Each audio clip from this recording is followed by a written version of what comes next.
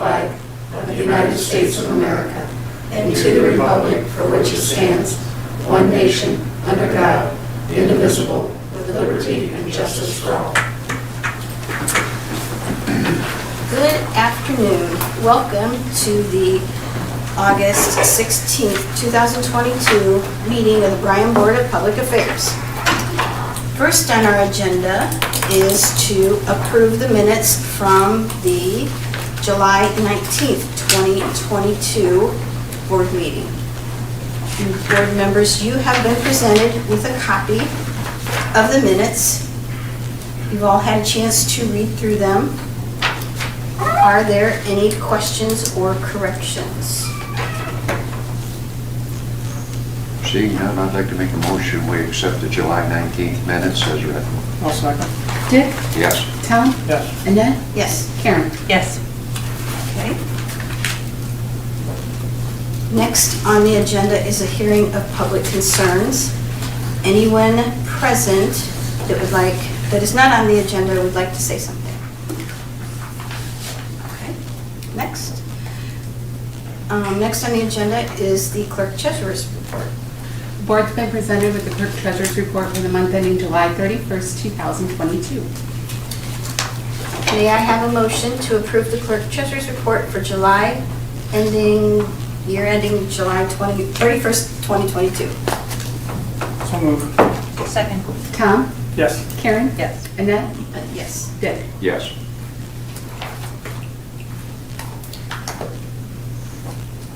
Next on our agenda is that we have a presentation and a resolution to authorize a solar energy schedule. Lori, will you please number and read? Resolution number 35, 2022, to approve the form and authorize the execution of the 2022 solar energy schedule with American Municipal Power Incorporated and taking of other actions in connection therewith regarding solar-generated energy purchases. I have a short presentation that I'd like to just refresh everybody's memory.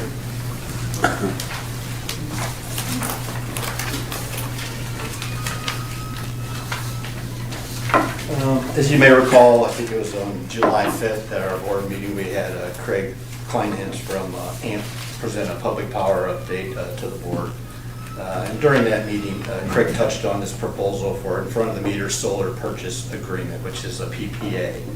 I won't spend a lot of time going over the entire thing, but I did prepare a few slides just so I could refresh your memory a little bit. So AMP is planning on planning stages of purchasing 15 years of solar power beginning in 25 and 2026. They're still in the negotiation stages of this project with the developers. It's not a surprise, there have been significant inflationary pressures on this solar project, so same problems as everybody else is having in the world with supply chain issues, material labor cost increases, and solar panel import tariffs. They kind of wanted to get this thing done by now, but with all this stuff happening for the last year, we've been kind of put on hold with it. So they extended our deadline to be able to see how many people are going to participate. So the agreement target price is for be $45 per megawatt hour or less for a 15-year term with no escalation. AMP will not own the facility. Will only pay the supplier for the energy produced. So that's not an AMP project that they own. It's just we're just purchasing power for this. So this gives you a net cost of the current project value. And right now in the open market, they're paying over $50 a megawatt hour. So this PPA, if we can get it for $45 or under, we could get a capacity credit of almost $5 a megawatt. And then you figure the RECs that we get, which they're estimating $10 right now. It's a little lower than that, but it has been higher than that, up to 12 and 13. But now I think it's lower than that. So basically a net cost of about $30 per megawatt hour, which in reality would be some of the cheapest power that we have, to be honest with you.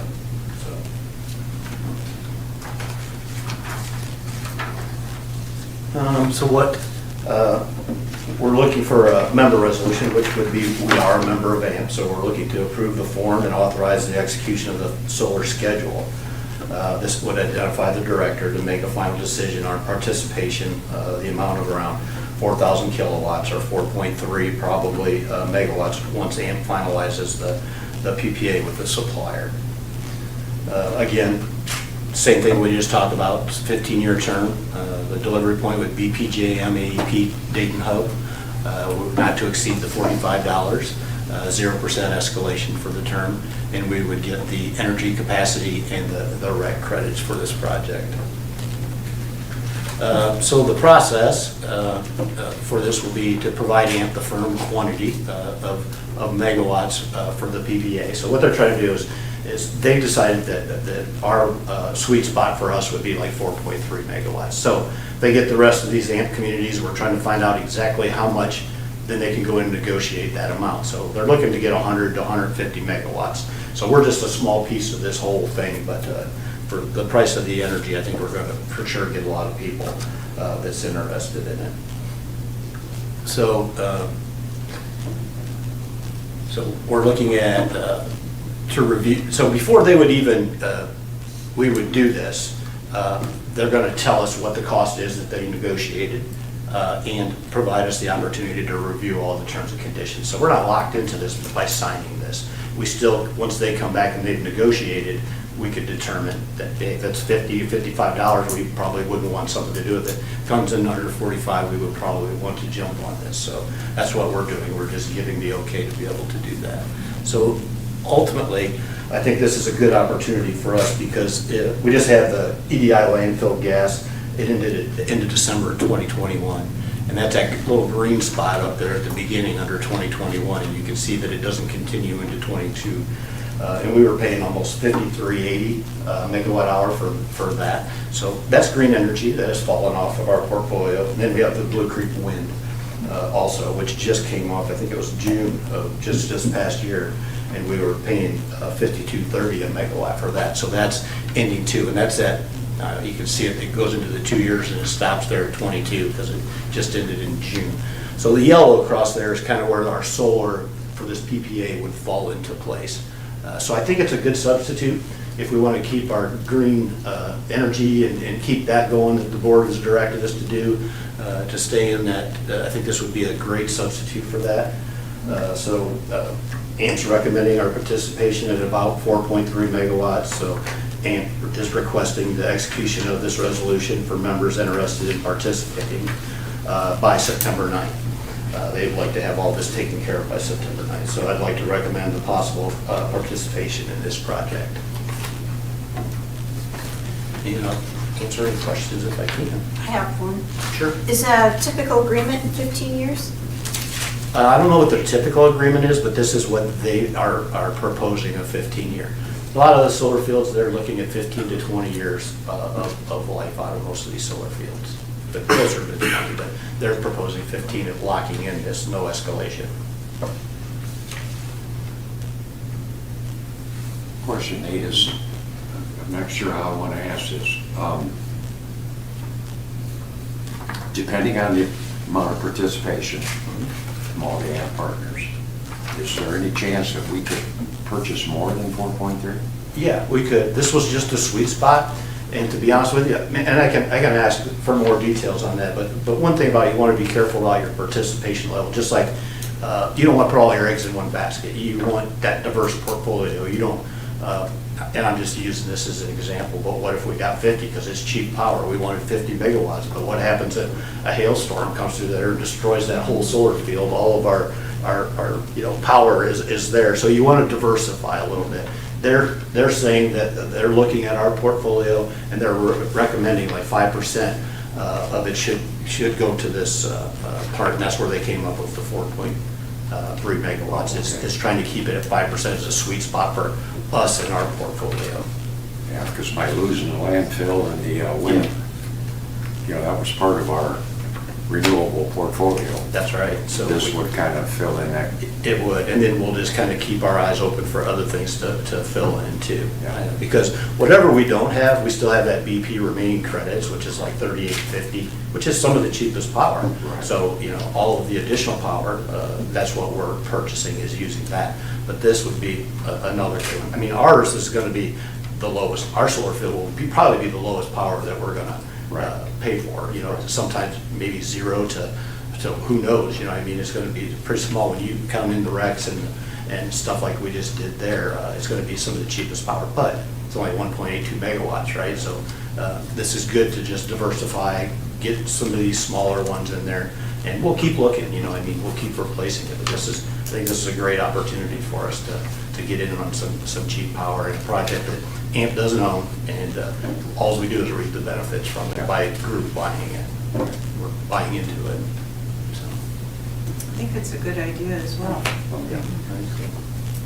I like that we've invested wisely over the years, and it's really helped us and the community. It's helped us right now. I mean, by that being diverse like that, I mean, it's helped us right now. I mean, you look around and all utilities are we're able to hold our price, where it is, and hopefully, and Annette and I were just talking, that we're seeing some of these things come down. We're seeing gas prices come down. We're seeing some of those things get better. I don't know if this is just a dip or it's going to go back up, but I think that right now we're in shape where we don't need to, so that's a good thing for our community and our ratepayers. Nice to know it's under the market too.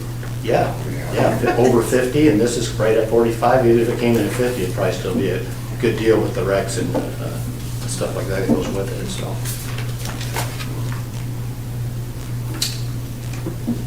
Does anybody have any more questions for Nate? Okay, then can I ask for a motion to accept resolution number 35? I will move that we approve resolution number 35. Second. Tom? Yes. Dick? Yes. Annette? Yes. Karen? Yes. Thank you. Next on our agenda is a presentation and resolution for purchasing of a boring machine. Eric? And Lori, will you please read the resolution, please? Can we not read it right now? Yeah, please. Okay. So we have just a couple slides tonight to kind of continue our discussion about directional boring and the equipment. If you remember earlier this year, we went out for bid for the Deerfield subdivision, and we received one bid, and it was 45% higher than the engineer's estimate. So at that point, we decided it was time to reevaluate the need for this equipment. We started with looking at some of the expenses that BMU has paid for the past 20 years. So from 2001 to 2021, for the whole utility, it was nearly $3 million in boring services. Roughly 1.3 in the electric, 1 million in communications, and about 681,000 in water. We also took a look then at our projected expenses for the next 20 years. Just in the electric department alone, it's nearly $3.3 million from 2022 to 2042, and that does not include materials. When we look at water and communication, there's certainly expenses there, but they're too difficult to project, so that's why we didn't include any numbers there. Some of the advantages to directional boring, the installation, it's more efficient, it's a less intrusive method, it's also cost effective. Generally, you'd spend less time to complete a project versus open cut or trenching. And there's also less machinery involved, so our costs are lower. And then safety, there's fewer open holes and trenches, so that reduces the risk of injuries or fatalities. That's not a picture of our utilities, but that is very common in town as well. So when we looked at what we spent the last 20 years and what we're looking at spending over the next 20 years and then the advantages, we reached out to multiple vendors and kind of started the conversation of what unit would best fit our needs. We came to the conclusion that this Ditch Witch JT20 fits our needs really well. So this would come as a complete package. The total cost is $278,458. It includes the directional drill, which that's in the picture, the mixing system, the locating and tracking equipment, fully assembled trailer. It comes standard with 1-year warranty, but we opted to include a 2-year extended warranty, so there would be 3 total years. And then also 200 feet of additional pipe. It does come with 400 feet of pipe, but if we want to purchase extra later, the cost increase is quite significant. So we opted to include it now instead of later. And then that package price also includes delivery and on-site training. And the training we'll talk about in just a minute. This could potentially be purchased through Sourcewell. All vendors that we talk to are predicting a 3 to 5% price increase per quarter. But they recommended to us that we just plan for a 6% increase. So with the original cost or the current cost we have right now on the equipment only, we increased that by 6%, and that came out to $294,335. Ditch Witch would cover any increase over 6% up to 10%. And if we were to move forward, delivery possibly in the second quarter of 2023. And we would propose to split this between electric 75% and water 25%. One of the ways we evaluated this was with the payback period. And as I said, like with the water department, it's too hard to project those expenses. So we looked at this just electric only. So at that current price that we have right now of $278,458, our 20-year projected expenses are almost $3.3 million. It's an average of about $163,000 a year on boring services. The electric department's portion would be $208,844. Then we have those delayed projects, and Deerfield is one of those at $137,861. And we'd also planned to do Carson Drive this year as well at $74,314. And those numbers are the market price today. That's what it would cost us today to go for those 2 projects. And so that total is $212,175. When you compare that to their 75% portion, the payback is less than 1 year. And then if you go to the right, it's the same summary, but with the 6% increase of the package. That total package was $294,335. The electric department's 75% portion is now $220,751, and the payback is just over a year. So either way, with or without the increase, it's a year on the payback for the electric department. Another thing that I know Ed and I were quite happy about was the training that Ditch Witch offers. They have all different kinds of training. They have online training with a variety of topics. They also have instructor-led classroom training that can be attended. That covers everything from safety to productivity. On the equipment is what would be included in our price. It's 2 to 3 days of on-site training, where after those 2 to 3 days, our crews would be ready to go bore on their own. They also have a virtual simulator that can be downloaded on your computer. It's kind of neat. You can become familiar with the controls and the machines just through a simulator. And then on the job site, this we thought was really nice as well. Even if it's a year down the road, we're out on a job and we run into something we're not quite sure of or we're stumped, we can call them. They will send a rep out to help us walk through that problem. So we thought that's pretty invaluable right there. Just a couple miscellaneous things. We predict a life expectancy of this machine to be around 15 to 20 years, so it certainly get its use. We did look into used equipment and would we be able to purchase used equipment. The problem is that the private contractor, the private company can make that purchase a lot quicker than our process, so there's really no opportunity for that. And then also there's sometimes no warranty or just a limited warranty. So with an investment like that, we kind of thought that was a drawback. We have found some other municipalities that are purchasing them. I believe the closest one is in Hillsdale. So other municipalities are purchasing them. It also reduces the cost for BMU for the bidding process in the engineering department, with the clerk-treasurer, with the city attorney, with the director. There's a lot of time and cost involved in that bidding process. And then we really think we can utilize our skilled workforce and the new technology to be able to use this.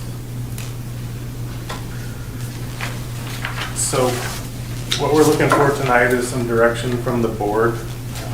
We have a couple options. We can move forward and authorize the director to purchase a directional boring package through Sourcewell.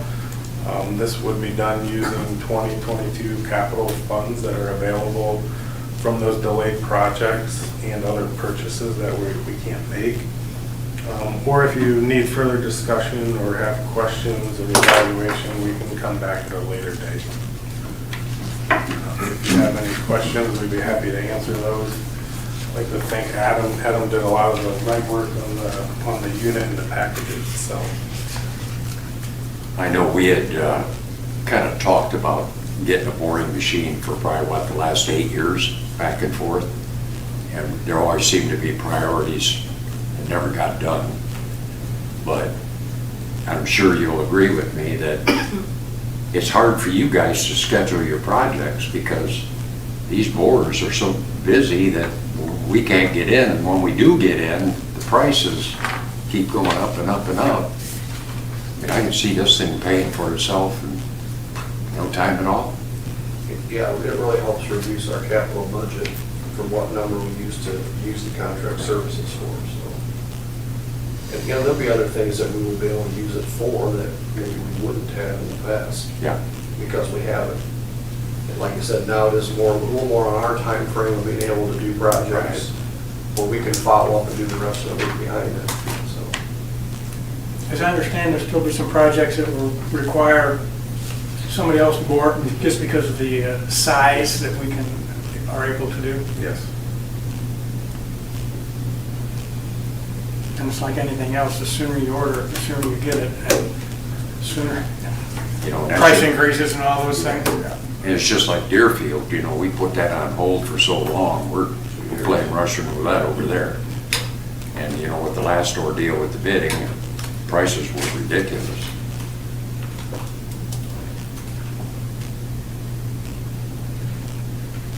So we do have a resolution prepared if you want to move forward. Or, like I said, we can come back at a later date. Does anybody have any questions? I would be in favor of moving forward. Me too. Okay, Lori, would you please number and read the resolution, please? Resolution number 36, 2022, authorizing the purchase of a Ditch Witch JT20 directional boring package from the Charles Machine Works dealership, Ditch Witch Midwest, pursuant to Ohio Revised Code 9.48 through Sourcewell, thereby waiving the competitive bidding process prescribed by Ohio Revised Code 127.16B1.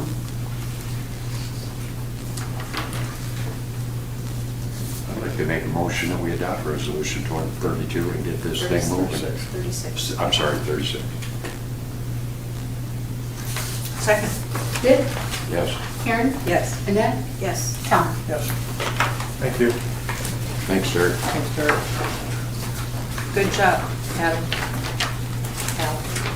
Next on our agenda is some employee updates. So Jackie. Good evening. This evening, we have 2 employees that are eligible to come off of probationary status. The first one is Cody McClure. He's been with us since 2015, and he was recently moved to a probationary status senior network engineer. and we would like to make him regular employment status.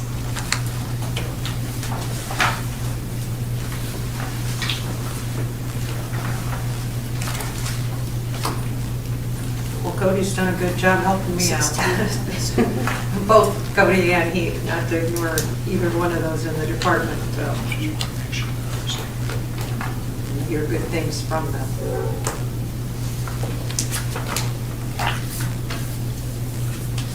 So if it's okay to move forward with Cody, I just need a motion. We'll do them separately just because that's the way it's listed on the agenda. I would like a motion to approve, please. I'll make a motion that we move Cody from probationary to Regular employment. full-time regular employment. Please. I'm second. Karen? Yes. Dick? Yes. Annette? Yes. Tom? Yes. Next on the agenda is we also have another one, Jackie. Right, yes. And now we have Heath Brim, who is also eligible to come off of probationary status and become a regular employment status as the network engineer. So, together, both of them make an excellent team for the end. Same comment about Heath that I had about good. They're both very, and if we want a motion, I'll make a motion. Okay. I would like to need a motion, please. We'll move Heath over to full-time employment then, off probation. I'm second. Karen? Yes. Dick? Yes. Annette? Yes. Tom? Yes. And next on our agenda is we have employment status from Lori's department. Yes. I would like to request the board's permission to also move account clerk to Marty Whitman from probationary status to full-time employment status. Marty's done a great job assimilating into our office, and he is very well-rounded. We have him working on income tax, payroll, accounts payable, billing, and customer service. So we have him moving around wherever needed.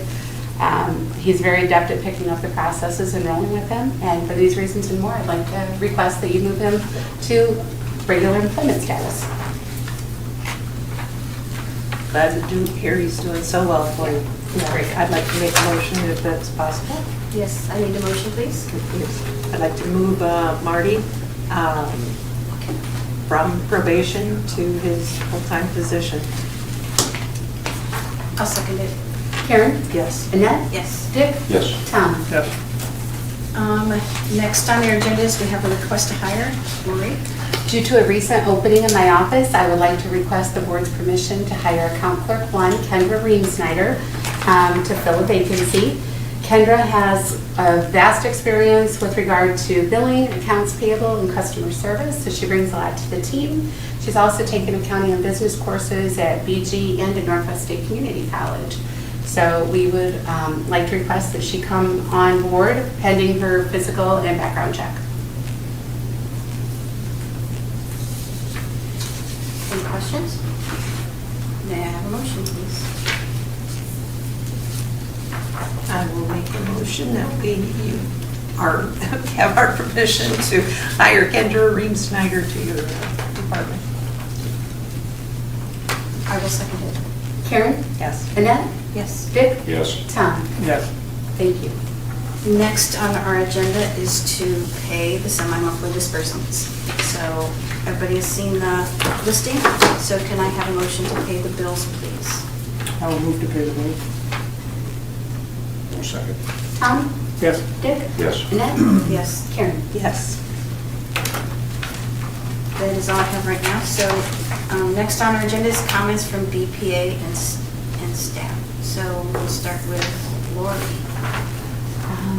I would just like to remind the board that Terry Bayless will be retiring from my office. August 31st is her last day. We're really going to miss her. Al? Derek?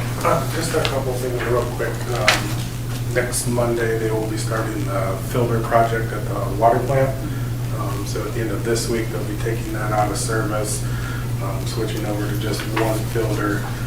We're hoping by next Thursday that it'll be complete, which I think is the 25th, But also on the 23rd, Veolia will be here to start prepping the Bryan Tower for paint. So we'll also be draining the Bryan Water Tower, more than likely on Sunday, just so people know if they see water down there, that's what we're doing. That's all.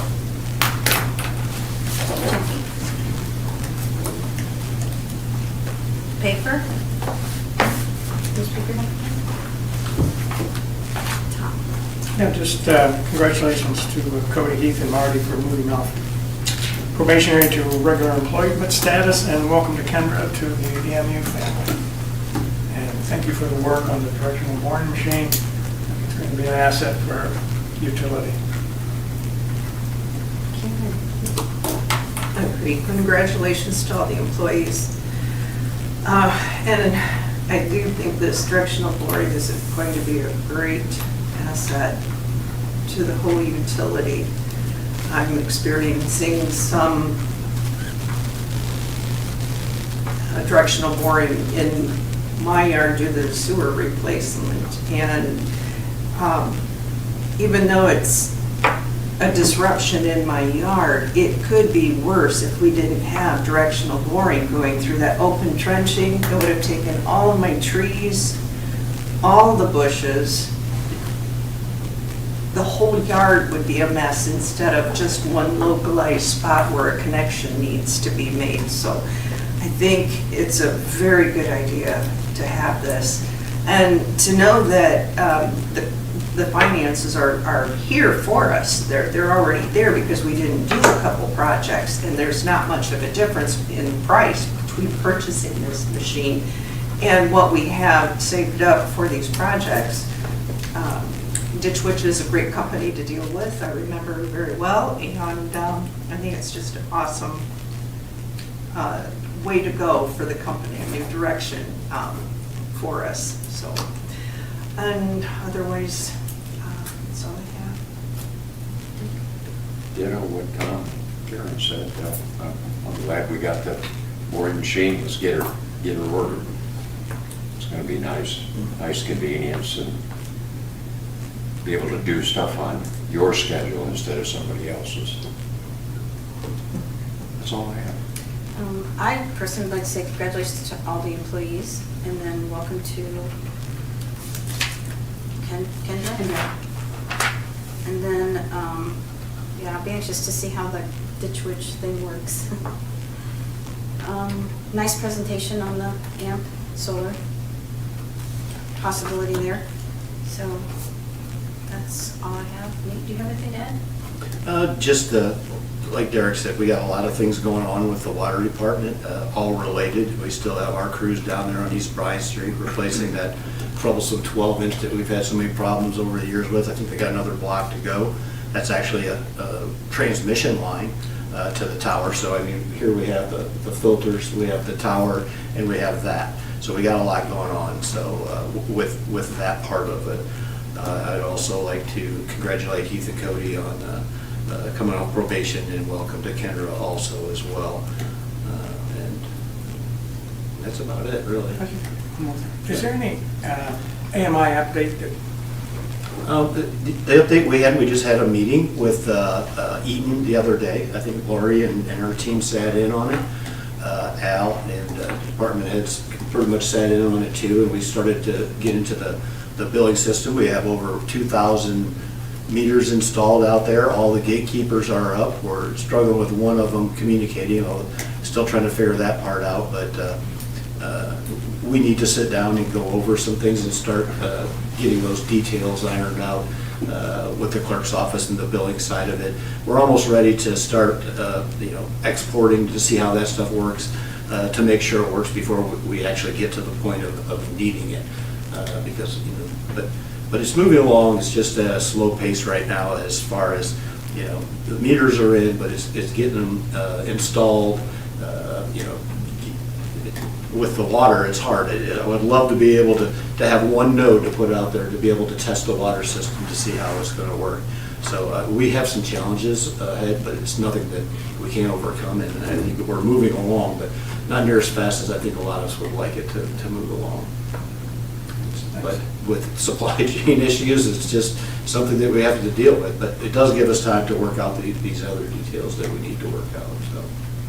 And as far, just to add to the, I'm excited too about the boring machine. It's something that we've been looking at for a long time. I think it's some other things that people may not have thought about is the water department putting in service lines, or when we do a water main project, we have 20, 30 water services, those could be directional board. We didn't even include some of that stuff in the cost savings. It's the same with the communication department. If somebody hits a hard line, you just can't splice a hard line. You gotta pull in new hard line from head to ped, so there's a couple 100 feet there. So there's savings that we didn't even talk about or look at, and just the safety aspect. If anybody's seen any of our rear easements, I mean, this is new technology, if you think about it. I look at it as being a trencher as old technology, and trenchers are still great. If you have an old, brand new subdivision and you're putting something in, there's nothing in the way, you could just go and get it in there.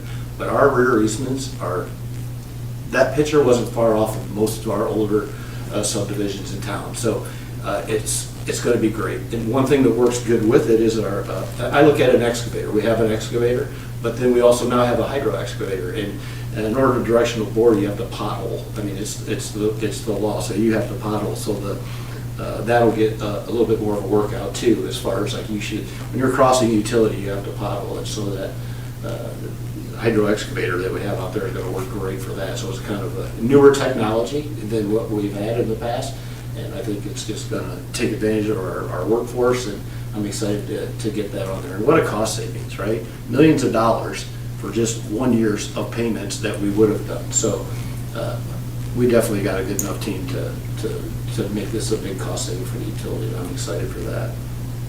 But that's it. A whole lot less dangerous than open trenching. Oh, yeah. There's too much stuff in the ground here. Way too much. I guess if I had one more question, Derek, how many people do you think you're going to train, or do you have an idea of how many people you're going to train on the boring machine? I would like to as many as we can. They'll be on site here, so I think it'll be available to pretty much everyone. Okay. Does anybody have anything else? No? Last on the agenda is, that'll be it, so I will need a motion to adjourn. So moved. Dick? Yes. Tom? Yes. Annette? Yes. Erin? Yes. Adjourn.